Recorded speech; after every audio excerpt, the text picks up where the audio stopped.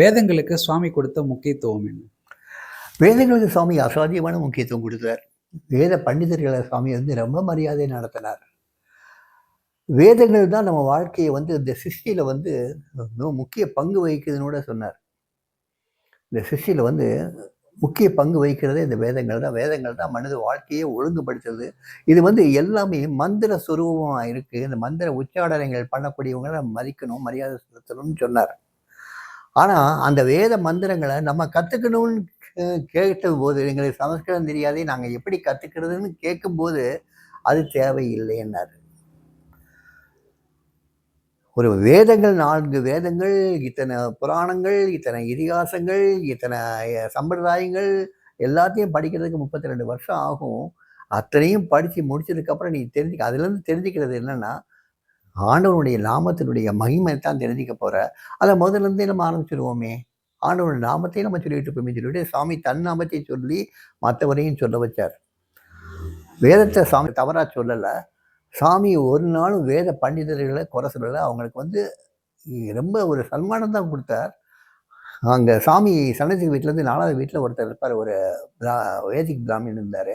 அவரை கூப்பிட்டு எப்பயுமே சாமி சொல்லுவார், இந்த பிச்சைக்கார கொஞ்சம் ரிக்வேதம் சொல்வீங்களான்னு கேட்பார்.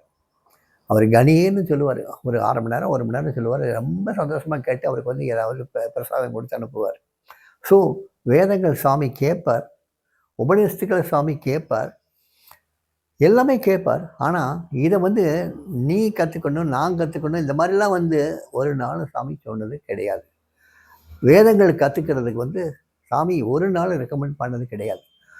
ஏன்னா வேதங்கள்ங்கிறது ஒரு பாண்டித்தியம் பண்ணுறதுக்காக வந்த சமாச்சாரமே தவிர்த்து, பாண்டித்தியம் பண்ணவங்கள மதிக்கலாம், மரியாதை செலுத்தலாம். இங்கே காவி கண்ட கணபதி சாஸ்திரிகள் பெரிய பாண்டித்தியம் பண்ணவர். ரமண மகர்ஷி வாழ்ந்த காலத்தில் காண்டமரைன்னு சொல்லுவாங்க. ஆனால் ரமண மகர்ஷி மாதிரி ஒரு ஜோதியை அங்கே பார்க்க முடியாது.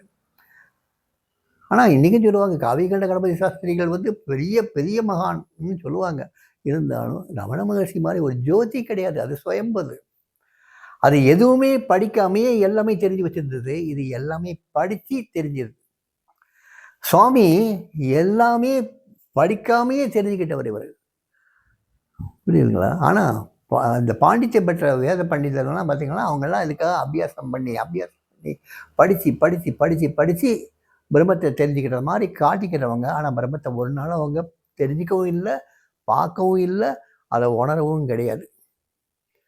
ஆனால் இவங்க அப்படி இல்லை. பிரம்மத்தை பார்த்துருக்காங்க, பிரம்மத்தோட ஐக்கியமாக இருக்காங்க, பிரம்ம காரியத்தையே பண்ணிட்டு இருக்காங்க, தான் பிரம்மனுங்கிறத உணர்ந்திருக்காங்க. ஸோ இதைத்தான் சாமி தன்னுடைய நண்பர்களுக்கு சொன்னாரே தவிர்த்து, வெறும் பாண்டித்தியம் பண்ணுறதுக்காக, ஒரு டிகிரி வாங்குறதுக்காக உங்களை யாரையும் படிக்க சொல்லலை. படிக்கிறதே தொழிலாக கொண்டவங்களுக்கு அதை சாமி சொல்லியிருப்பார். ஒருத்தர் சொன்னார், அவரை ஹைதராபாத் போகிறேன்னாரு. நீ அங்கே போகாத, எதுக்கு போகிற, வேதம் தானே கற்றுக்கணும், இன்னுக்குள்ளே உட்காந்து வேதம் கற்றுக்கோன்னாரு. ஆனால் அவர் கேட்கல. இல்லை, ஹைதராபாத் போய் தான் நான் வேதம் கற்றுக்குவேன்னாரு. ஹைதராபாத் போய் வேதம் கற்றுக்கிட்டார், திருப்பி வந்தார், அவர் வாழ்ந்தார், இறந்து போனார், எல்லாம் முடிஞ்சிச்சு. வேதங்கள் அந்த கற்றுக்கக்கூடியவங்களை சாமி கற்றுக்கணும்னு சொன்னார். அதில் வெகமெண்ட்டாக இருந்தவங்களை, அந்த பாண்டித்தியம் தான் வேணும்னு சொன்னவங்களுக்கு சாமி என்ன செய்ய முடியும்? அதை தவிர்த்து எனக்கு வேதம் சொல்லக்கூடிய, வேதம் சுட்டி காட்டக்கூடிய அந்த பிரம்மன் தான் வேணும்னு சொல்றவனுக்கு சாமி தனியாக கிளாஸ் எடுத்தார்.